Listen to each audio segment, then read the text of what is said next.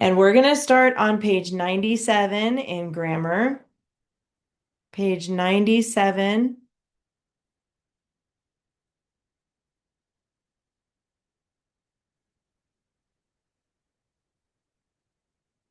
All right.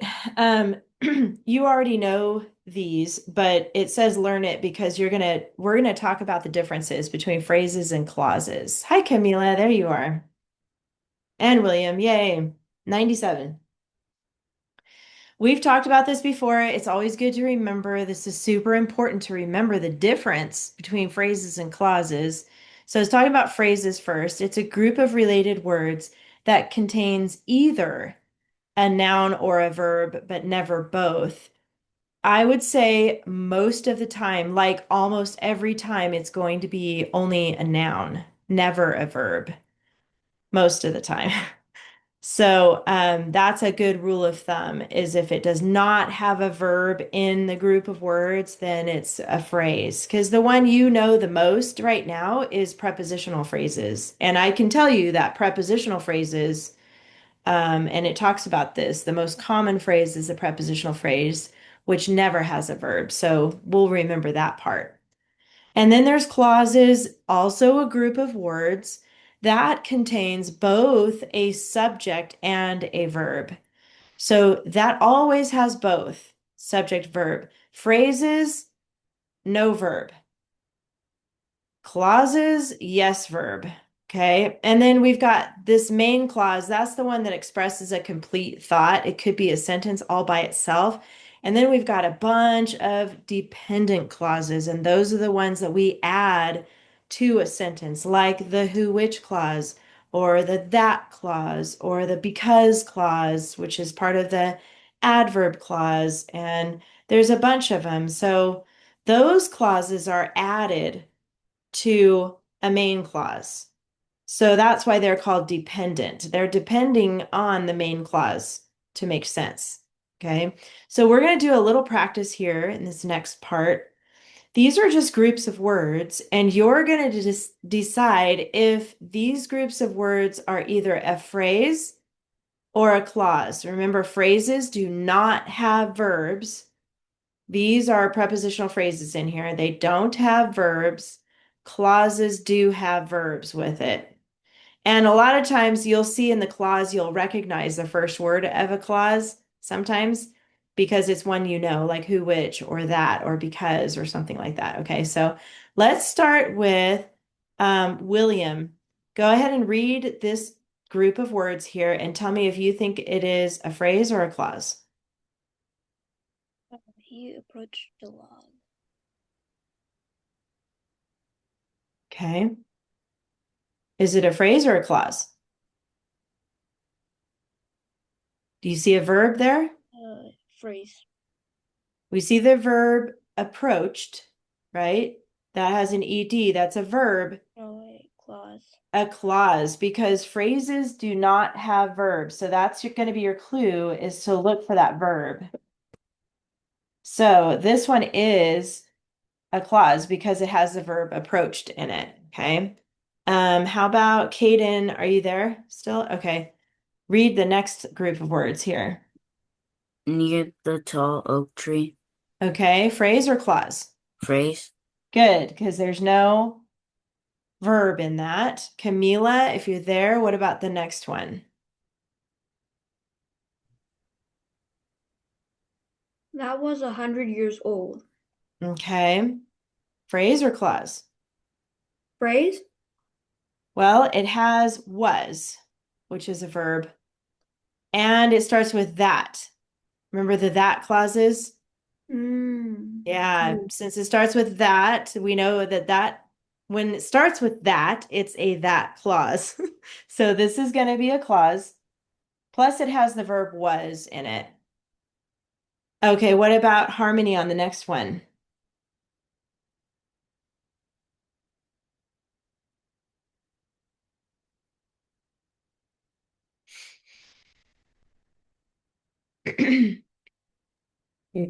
I do have you on mute. I'm sorry. Read it again. Oh, that's okay. Where a stranger stood. Okay. It's a clause. Good. because stood is a verb, right? And where is an Asia word. So this would be an adverb clause. When, while, where. Remember the Asia words? Good job, Harmony. William, how about the next one? Beneath a full moon. Yes. Phrase or clause? Does it have a verb?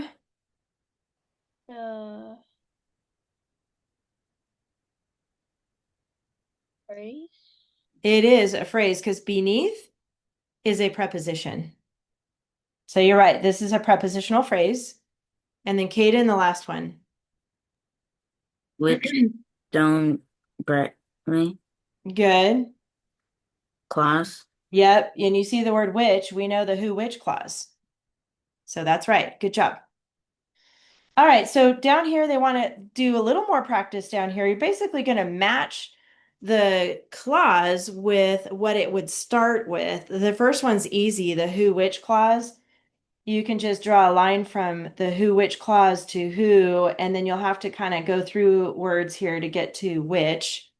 So you're basically drawing a line and matching. So the next one, this one's pretty easy. The that clause, duh, that starts with that. Got that. Adverb clause. So they have if. This is the www.asia. So Camila, think of www.asia. And what other words do you see that we could connect that to? When, while. When and while As and and since. and since. Yep, that had a bunch. So what we have left is then, it, and at. And those are not the first word of any clauses. So we'll just do none. We'll just match the none to those words. They don't start a clause. Those words do not. All right. And then at the very bottom, do you remember what this is, Harmony? Every clause contains a blank and a blank. Do you know what every clause contains? Wait, tell her. A subject. And A verb. Perfect. Good job. A subject and a verb. Every clause, main clause, that clause, who, which clause, because clause, adverb clause. There's more. Try to remember the other clauses. There's a lot though. Main clause. There's that one too. Subject verb. All right. Go to the practice page, which is 99. And how about William read the sentence today, please?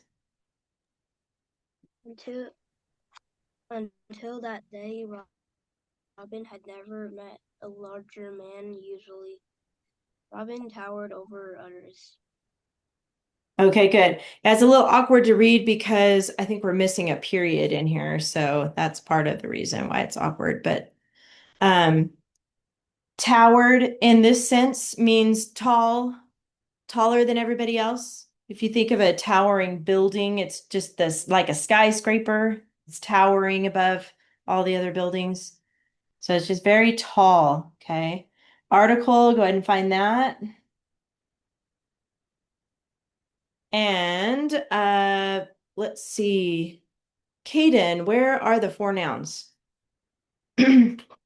Robin. Good. Day. Day, yes. And then the other Robin. And the other Robin, yep. Man. Good. That's it. That's the four. Good job. There's one pronoun, Camila. Where's that one?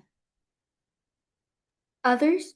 Yes, it is others. Very good. And then since that was just short, can you do the adjective also? There's two adjectives here.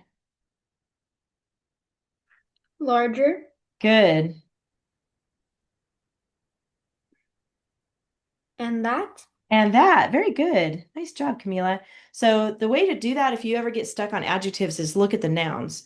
And then usually, not always, but usually the adjective comes before that, and it's giving more information about the noun. Okay, so that's one way to look at it. All right, Harmony, there's two adverbs. Where do you think those are, the adverbs?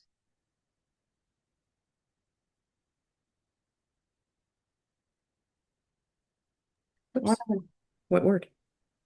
Usually. That's one. Good. There's one more. What is it? Which one was it? Tell her. Which one? Never.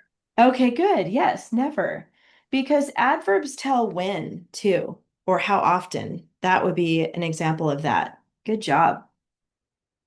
All right, you know me, I like to skip down to the subject verbs next and then figure out all the clauses and then the prepositional phrase. So we're going to do that. So, William, how about verbs next? Where are the verbs?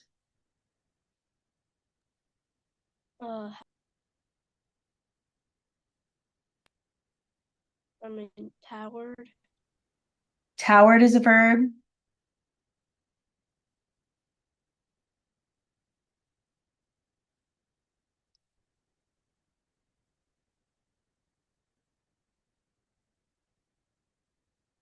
Get the words that don't have a label yet. So there's a couple more.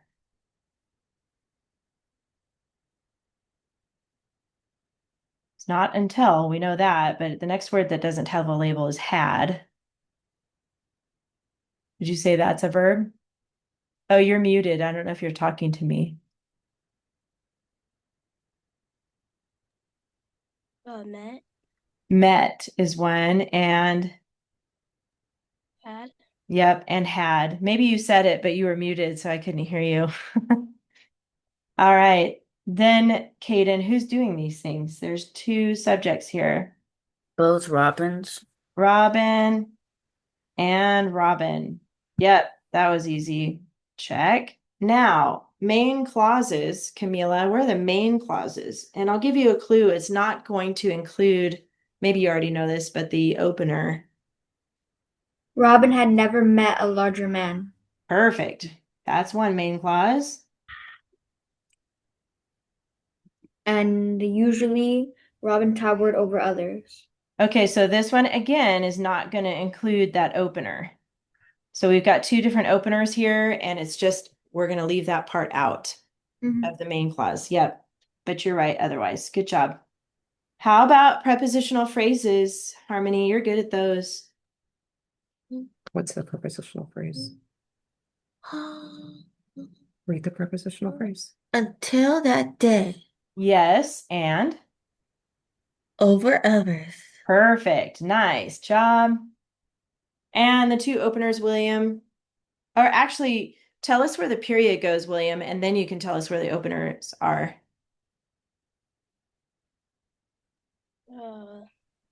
In front of man. Yeah, right after man is the period, and then what are the openers? A prepositional opener. Which is number what? 2. Number 2. Prepositional, and then what is the other one? After the period here.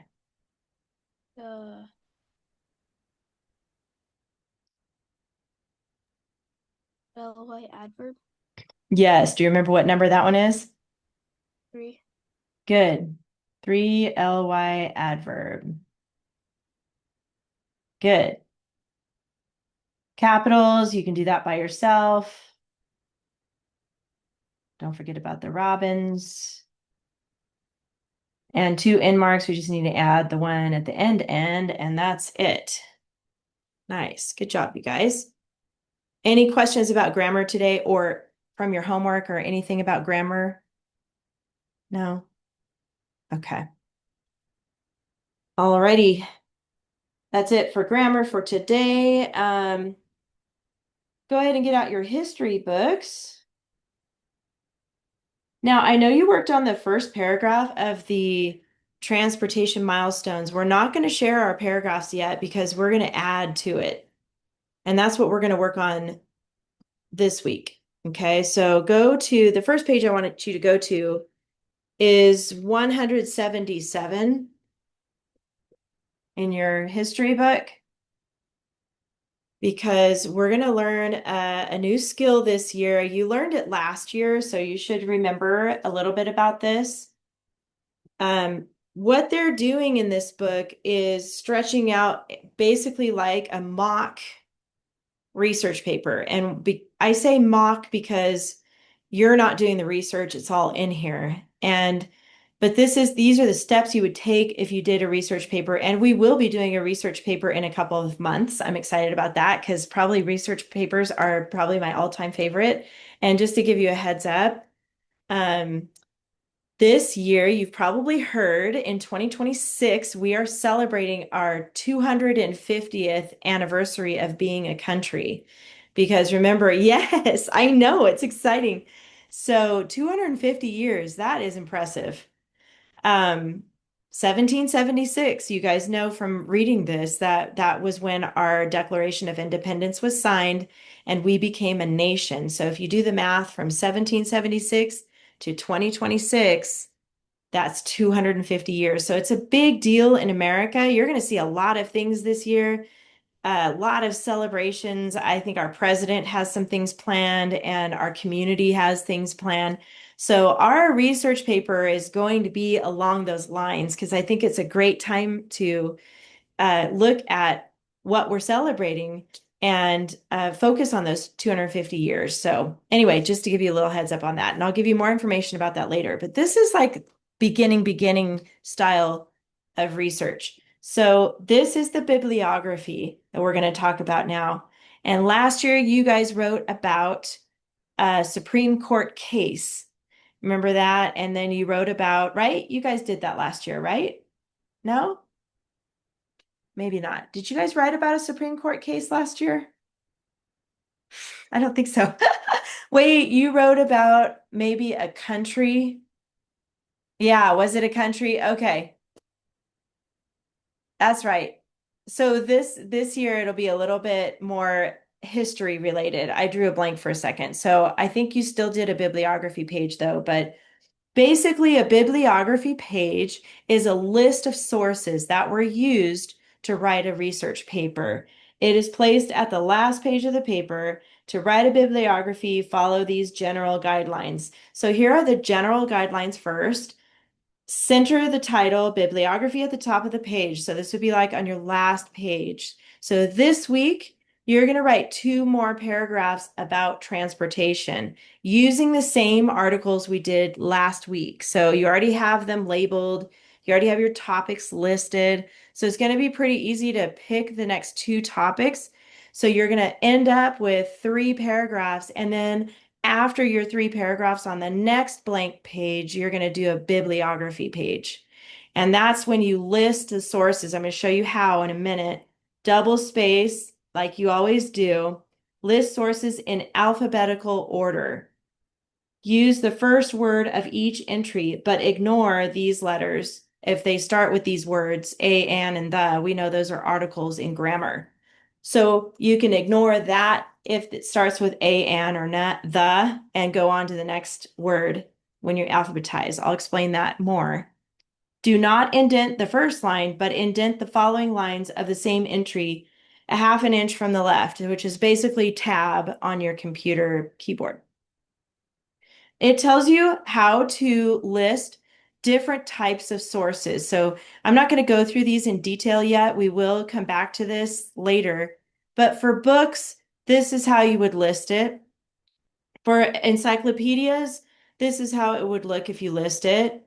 Tells you where to put the author's name and the title and all that. And then if it's websites, which is the most common these days because a lot of things are available online now, this is how you would list websites. You would list the last name of the person who wrote or who's the creator of the website or the article. Probably the article most of the time. You put their last name and then their first name and then the title of the article that they wrote. And then in quotes, the title of the website, like if it's National Geographic or if it's Britannica, those types of websites. I think we used those last year when you guys were working on your country report. Okay, I see you nodding. That's good. Publisher, day, month, the article was posted, and that type of information. The very last part of that information is called the URL. That is the address of the website, like www.britannica.com. That would be like your website address. That's the URL. For this paper, you're going to use what they gave you. So now I want you to flip to, we're going to go back to the articles. So go back to the first article was on page 161 from last week. This is page 161 called Milestones in American Transportation. That's the name of the article A. You should have A at the top there. If you turn to the back of that page to page 162, look at the bottom of that page. Do you see where it says bibliography and then it says fictitious? That means fake. They're doing this to just create a practice for you. The information that these articles came from, they came from the author of this curriculum, which is, his name is Andrew Pudewa is his last name, but they made up references here so that you can practice doing the bibliography page. So notice down here it says Doe, John. That's usually a generic name. Milestones in American Transportation, Transportation in America, U.S. Transport, 15 May 2018. And then there's a website right there, an address to a website. So this is an example. It's fake. So, I mean, you could probably try going to that website, but I don't think there's anything there. It's fake. So this is what you're going to use in your bibliography because you're using this source A. And notice the last name starts with a D. So that's where you're going to keep in mind the alphabetical order. Now flip to page 164, which is the back of Article B. There's another fictitious bibliography here. So what you're going to do is list these all together under one bibliography on your last page of your paper. Okay, so this one, the last name starts with a V. So obviously the D would go before this one. Notice how it's not indented here, but under it, it is indented. And you're going to type this in. You're just going to copy it onto your Google Doc. You're going to type it in exactly how it is here. But your job is to make sure to get it in alphabetical order. And this is an example of a book reference or source. Okay. And then go one more to the back of page 166. I mean, go to page 166, the back of Article C, that's what I mean. And then this one is an encyclopedia reference here or source. And this one starts with T, transportation. So you're going to look at the very first letter of the source itself and use that to help you put it in alphabetical order. This is an encyclopedia. So you're going to have those three sources. You're going to practice making your own bibliography by just copying, typing in exactly how it's written.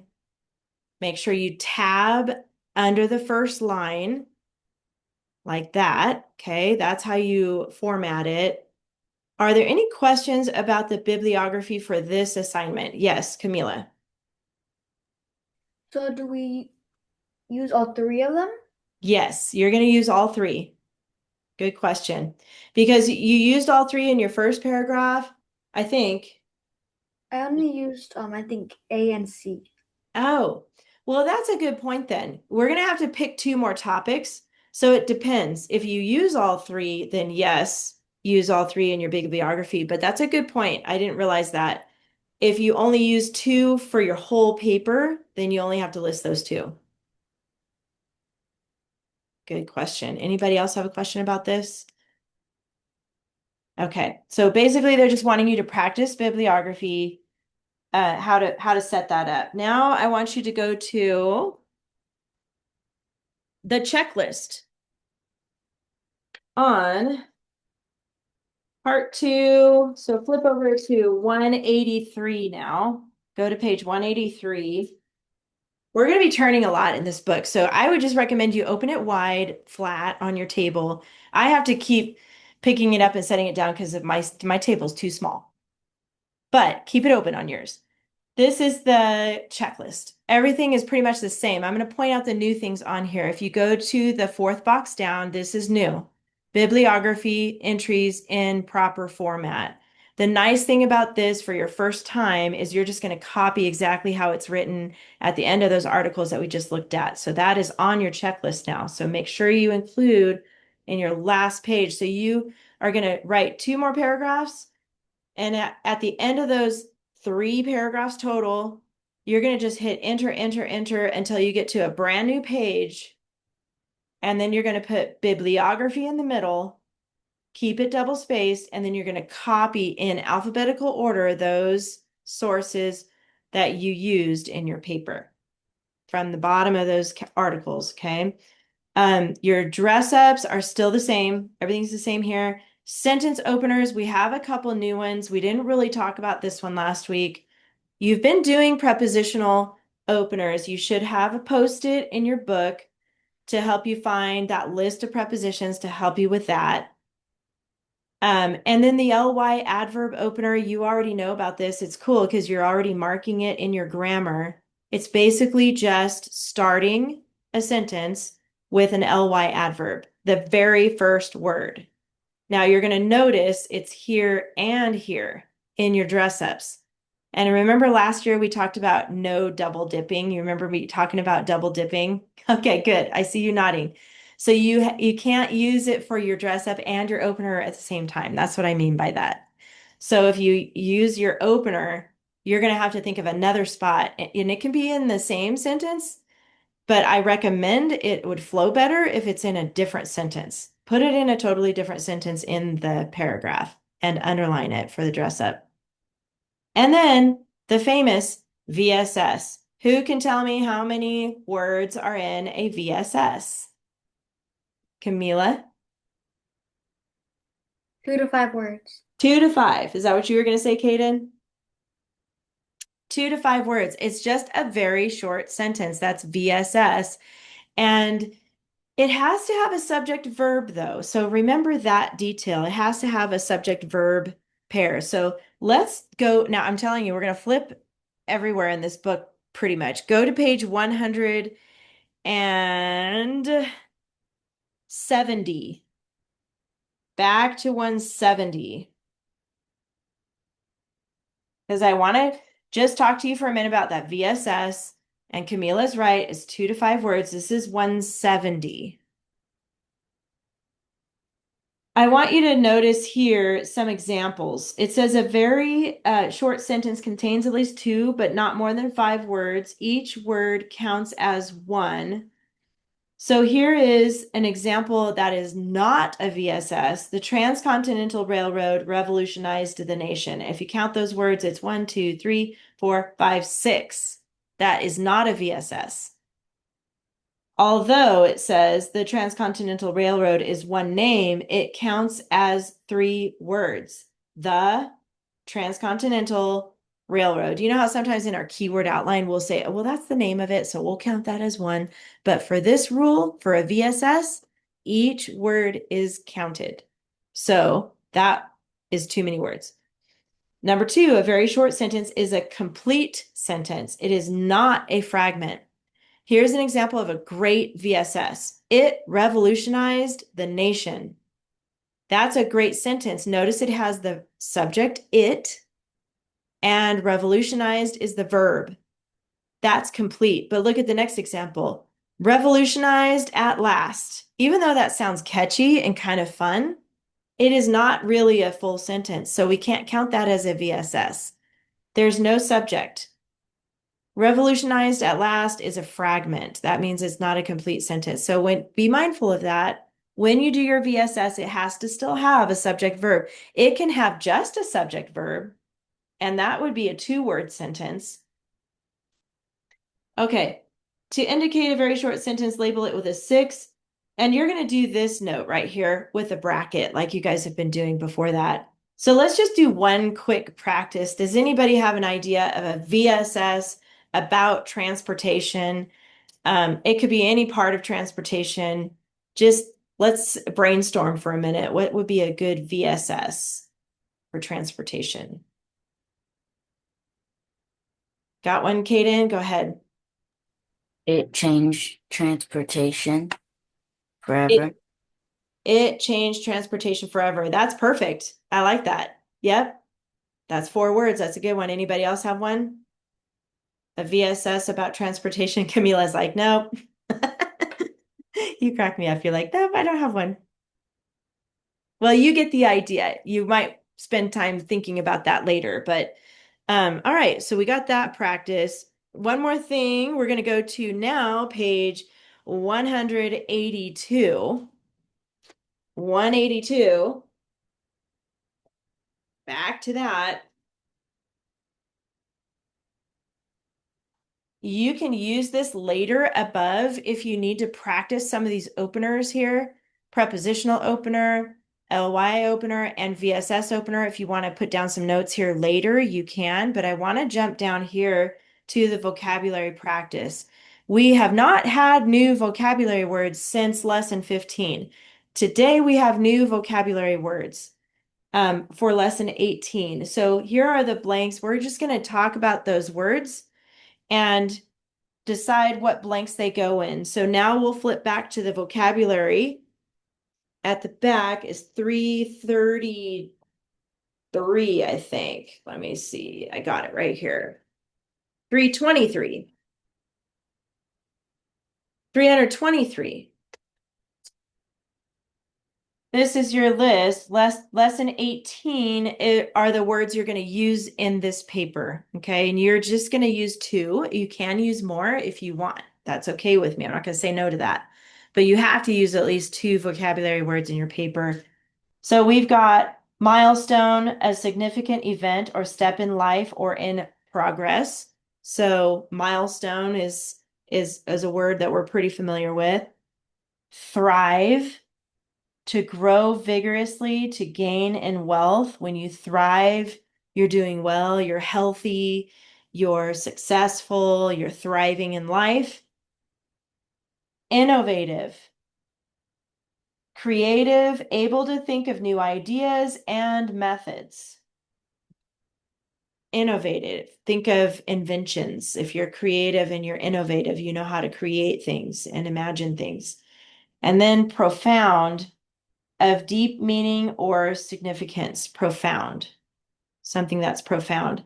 And I know you guys don't have your cards, but I do want to just show you really quick what my cards look like. Kind of helps visualize those words. So we've got milestone here, and you'll see they have a little, this is probably what the original car looked like, something like this.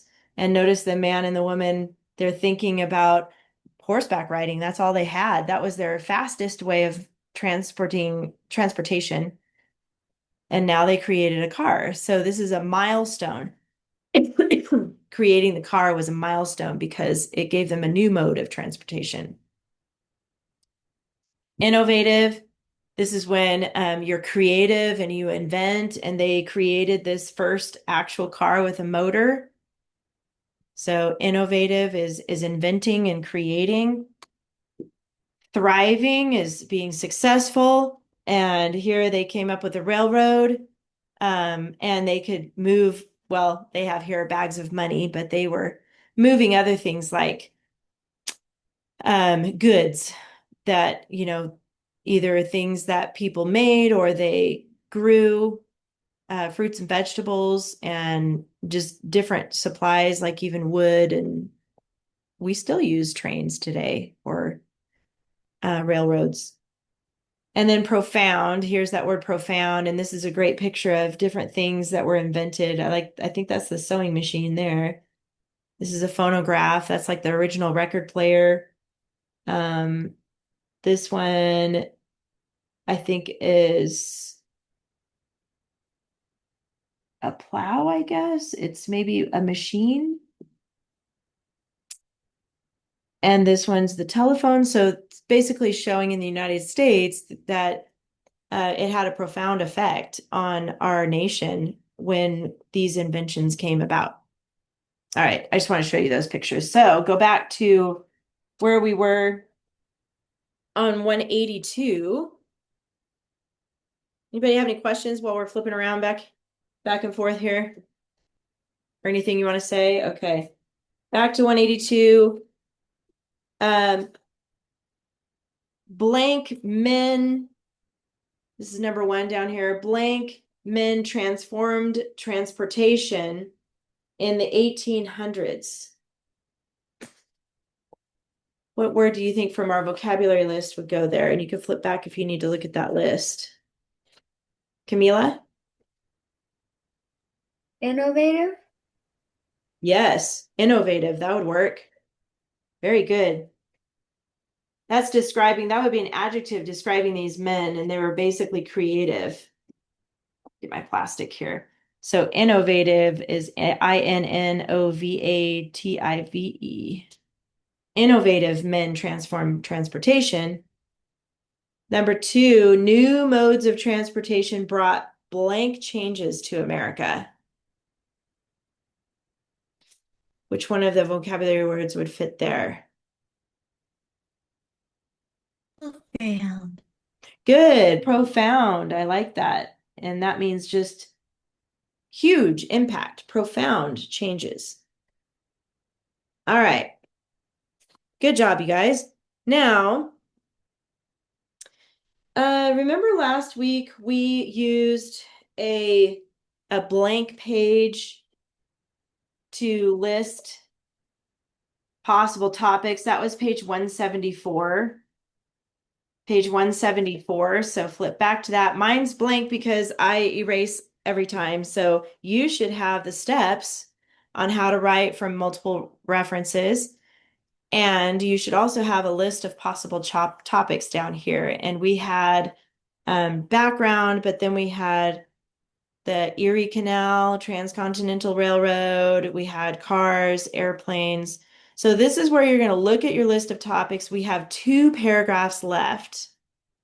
And you're going to pick the next 2 topics. So look at what you have there. And then I want you to tell me, either unmute and tell me, or you can put it in the chat. What 2 topics are you going to pick for your next 2 paragraphs? You can either just say it or put it in the chat.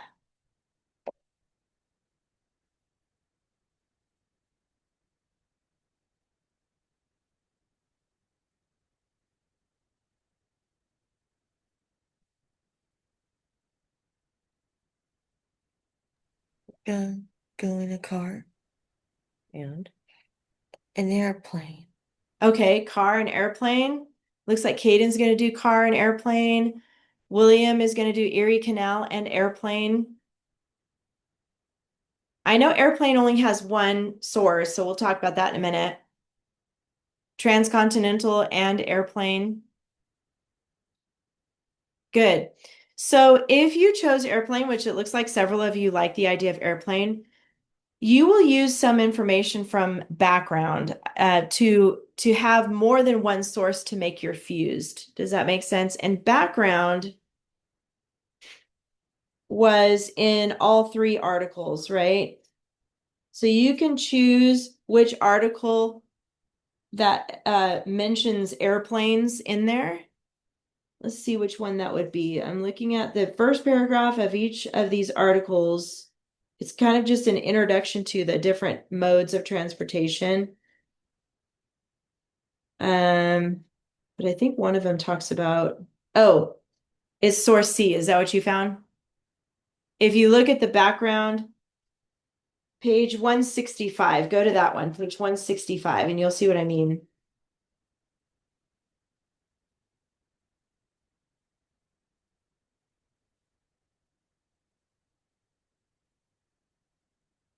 In that first paragraph, the background, it does say,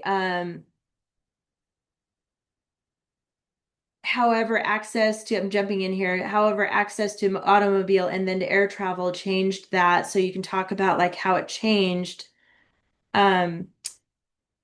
what it said before. Let's read this paragraph. It says in the 1800s, most people did not travel more than 100 miles from their homes. So you can include a fact from that sentence if you're writing about airplanes, even though I know, hold on, it's still from source C, isn't it?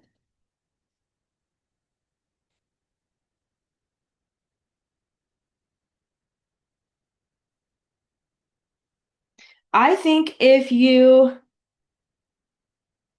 just thinking out loud here, because I didn't think about that. If you are writing about airplanes, you're not going to use, you're just going to go straight to the fused because there's no other place to get information about airplanes, right? It's only in C. Is that what you guys see too? Yeah. So I'm okay with that. If you chose airplanes as one of your topics, you won't need to do C and fused, obviously, but you will just go straight to fused because you need to have that many facts. So you're going to have to pull a lot from that paragraph. That's okay though, because that is an option. So for example, go to page 179 where you have the fused. Let's say your second topic is going to be the airplane.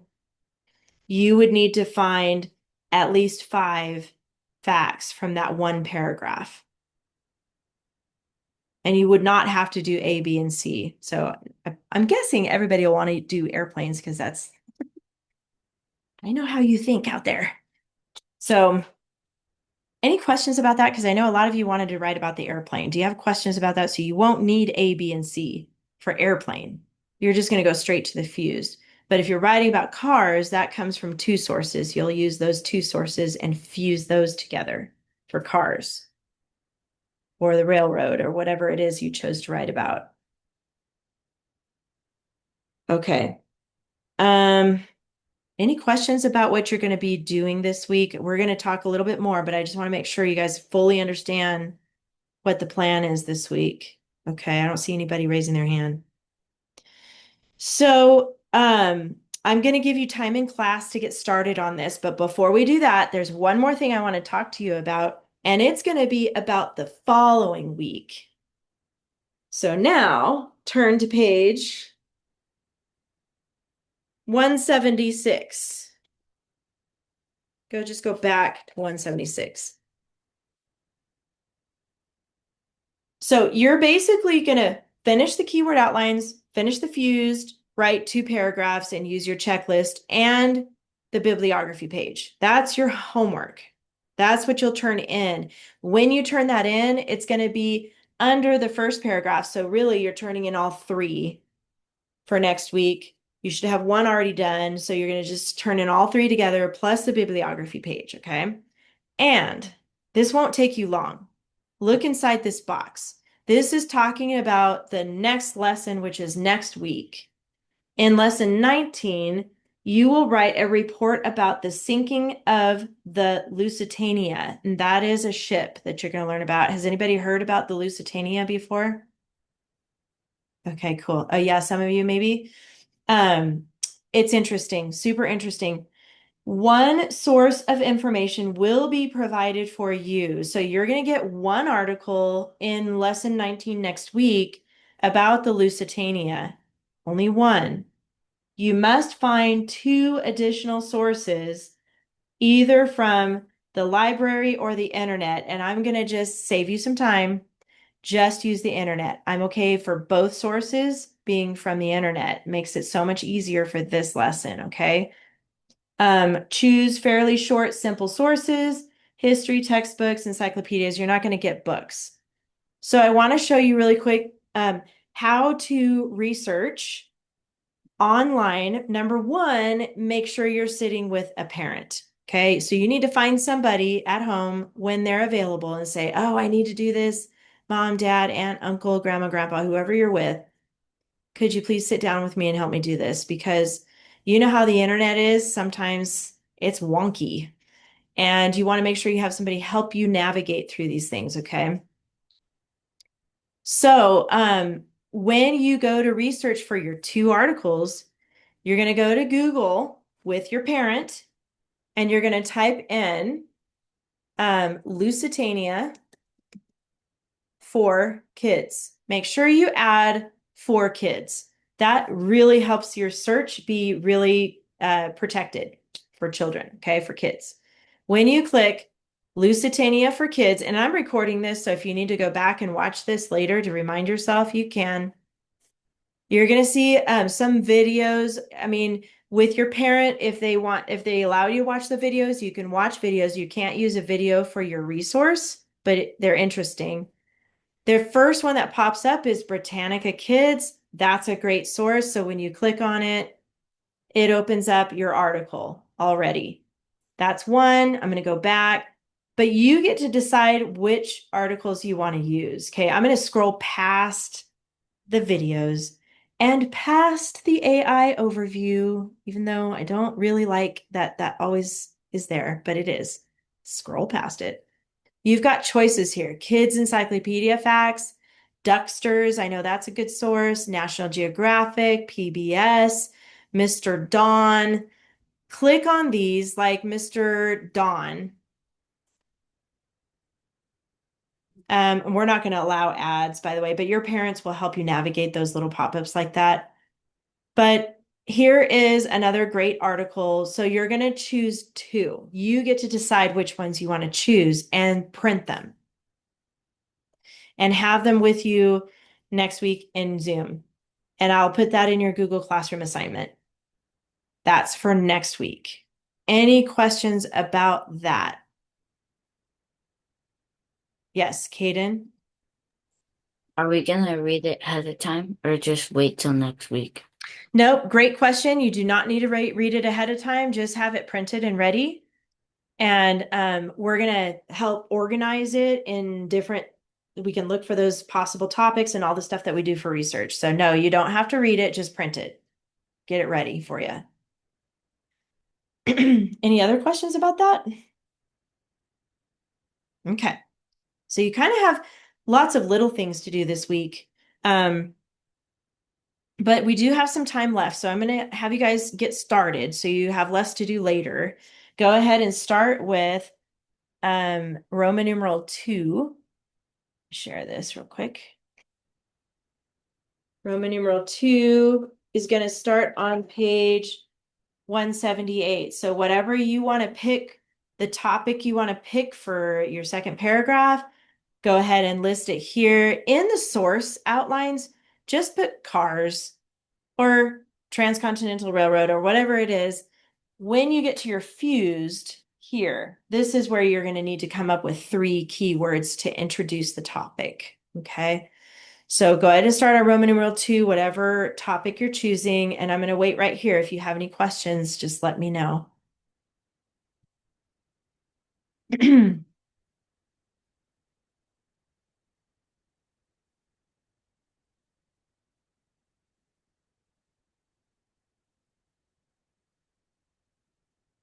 Yes, Kaden? Can I use the bathroom? Yes.